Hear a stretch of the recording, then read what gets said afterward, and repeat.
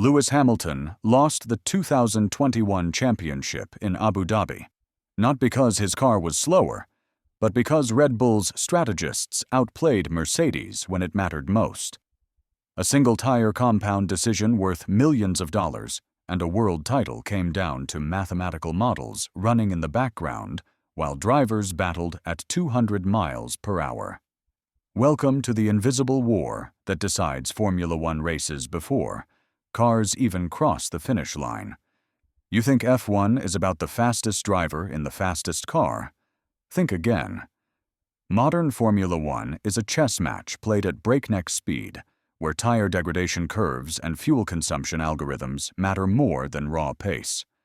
The brutal truth is that the best driver can lose to superior strategy, and I've watched it happen countless times. Let me break down exactly how these teams turn data into race-winning decisions, because understanding F1 strategy is like getting a backstage pass to the most expensive gambling operation in sports. The biggest question is why strategy exists. Here's something that might shock you. Every F1 driver must pit at least once during a dry race. It's literally in the rule book. This isn't some gentleman's agreement. It's a mandate designed to create strategic chaos. The FIA forces teams to use 2 different tire compounds during each race, and this simple rule has spawned an entire industry of PhD-level mathematicians whose job is to figure out when to change rubber. But why does this matter? F1 tires aren't built to last a full race distance. They're designed to be fast, not durable. The softer the compound, the more grip you get, but the quicker they fall off the performance cliff. I think this trade-off between speed and longevity is what makes F1 strategy so brutally complex. The irony here is delicious. In a sport obsessed with going fast, teams often win by going slower at the right moments. It's counterintuitive, but that's exactly what makes it fascinating. Strategy in F1 has a surprisingly humble beginning. Juan Manuel Fangio tried running light on fuel in 1957, thinking he could pit later and gain an advantage. It failed spectacularly, and nobody touched the idea for 25 years. Classic F1, ahead of its time and completely wrong simultaneously.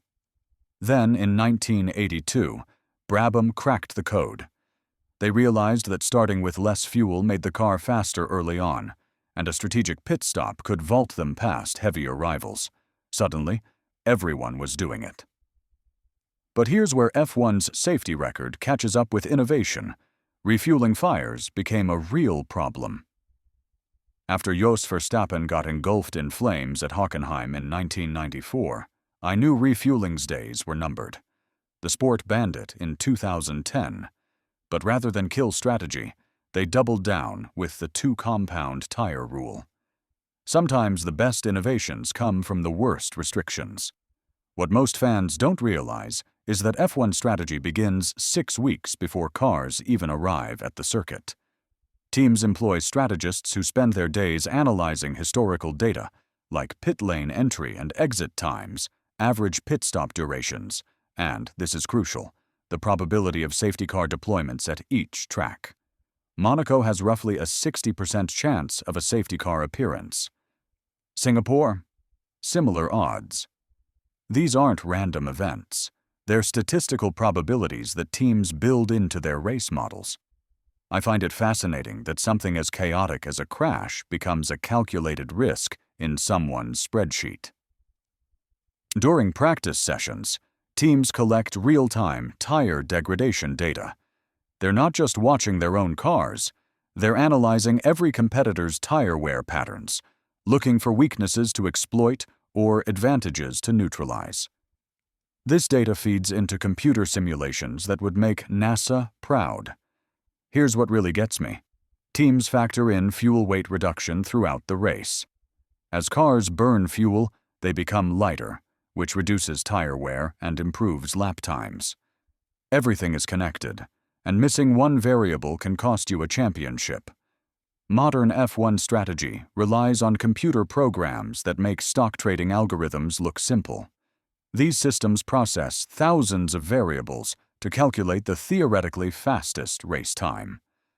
They account for traffic patterns, tire degradation curves, fuel consumption rates, and even weather probability models. But here's the kicker. All this computing power is just the starting point.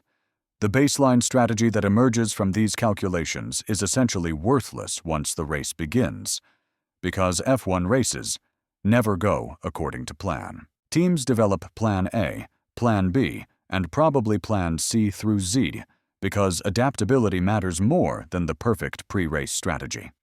The moment another car changes strategy, or a safety car appears, or rain threatens, those computers start recalculating faster than you can blink. Now we get to the psychological warfare part of F1 strategy. The undercut and overcut aren't just tactical moves. They're mind games played with million-dollar cars as pawns. An undercut works like this.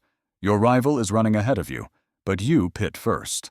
On fresh tires, you pump out several qualifying pace laps while they're still struggling on worn rubber. When they finally pit, you've built enough of a gap to emerge ahead. It's beautiful when it works, devastating when it doesn't. The overcut is the opposite gamble. Your rival pits, but you stay out, extracting every last bit of performance from your tires before making your stop. You're betting that your extra track time will overcome their tire advantage.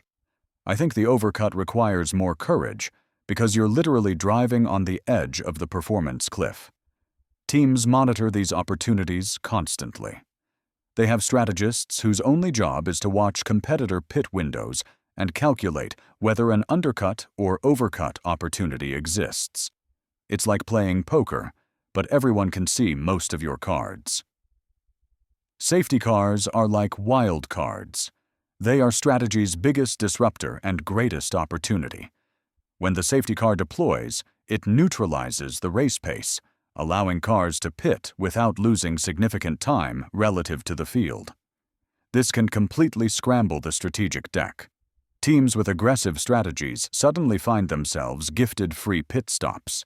Conservative strategies get thrown out the window as new opportunities emerge. I've seen races where the safety car timing determined the winner more than driver skill or car performance. The virtual safety car adds another layer of complexity. Unlike a full safety car, VSC periods are shorter and more predictable, but they still create pit windows that can swing race results. Teams have algorithms calculating VSC probability based on track characteristics and historical data. Weather acts like the ultimate strategy killer.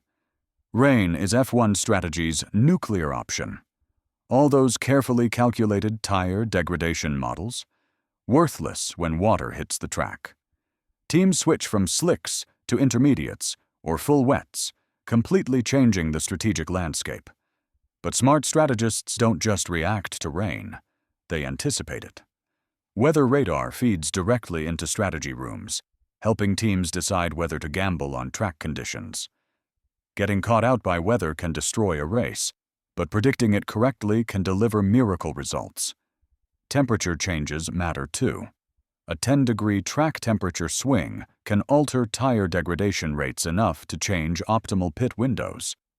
Teams monitor track surface temperatures constantly, adjusting their models in real time. Despite all this technology and data analysis, F1 strategy still comes down to human decision-making under extreme pressure. When you have 30 seconds to decide whether to pit during an unexpected safety car, all those computer models mean nothing if you can't interpret them quickly. The best strategists combine analytical thinking with racing intuition. They understand that sometimes the mathematically optimal choice isn't the racing smart choice. Traffic patterns, driver psychology, and competitor behavior all factor into decisions that computers can't fully model. I think this human element is what keeps F1 strategy from becoming purely algorithmic. The best teams have strategists who can throw out the computer recommendations when their racing instincts say otherwise. Want to see strategy magic in action? Look at Jordan's 2003 Brazilian Grand Prix victory. Giancarlo Fisichella qualified 8th in a midfield car that had no business winning races. But Jordan's strategists saw something others missed. Heavy rain, multiple safety cars, and crash-prone conditions created the perfect storm for strategic gambling. Jordan pit Fisichella early under the safety car, gambling that the race would be red flagged before completion. They calculated that reaching 75% race distance would make any red flag result final. This wasn't luck. It was calculated risk-taking based on weather data and historical crash patterns at Interlagos. When the red flag finally came out on lap 54, Fisichella was leading, and Jordan had turned an 8th-place qualifier into a race winner through pure strategic brilliance. Do you know what's interesting? The modern reality of F1 strategy operates on multiple levels simultaneously. While drivers battle on track, strategists fight invisible wars in computer simulations. Radio communications between the pit wall and cockpit reveal only fragments of the massive analytical machine running behind the scenes. Teams employ meteorologists, data scientists, and former race engineers whose only job is strategy optimization. They analyze competitor radio chatter, monitor tire temperatures through thermal imaging, and track fuel consumption patterns to gain marginal advantages. The margins are so tight that a 1-second advantage in pit stop execution can determine race outcomes. Strategy has become the great equalizer, allowing smaller teams to occasionally embarrass the big spenders through superior tactical thinking. What will be the future of F1 strategy? It will only get more complex as technology advances. Machine learning algorithms are already being applied to tire degradation modeling and traffic pattern prediction. Some teams are experimenting with AI-assisted decision-making for real-time strategy adjustments. But I believe the human element will remain crucial. Racing is fundamentally unpredictable, and the best strategies often come from experienced minds who understand when to ignore the data and trust their instincts. The sport's budget cap regulations are actually making strategy more important, not less. When you can't simply outspend competitors on car development, gaining advantages through superior strategic thinking becomes essential for success. Formula One has evolved from a pure driving contest into a multi-dimensional battle where the sharpest minds win races as often as the fastest drivers. Understanding strategy doesn't just make you a better F1 fan. It reveals the hidden complexity that makes this sport endlessly fascinating. The next time you watch a race and wonder why your favorite driver made a seemingly strange pit stop, remember that decision likely involved dozens of variables, historical data analysis, and split-second human judgment worth millions of dollars. Strategy is F1's invisible art form, and once you see it, you can never unsee how it shapes everything that happens on track. Hit subscribe if you want more deep dives into the hidden mechanics that actually determine F1 race winners.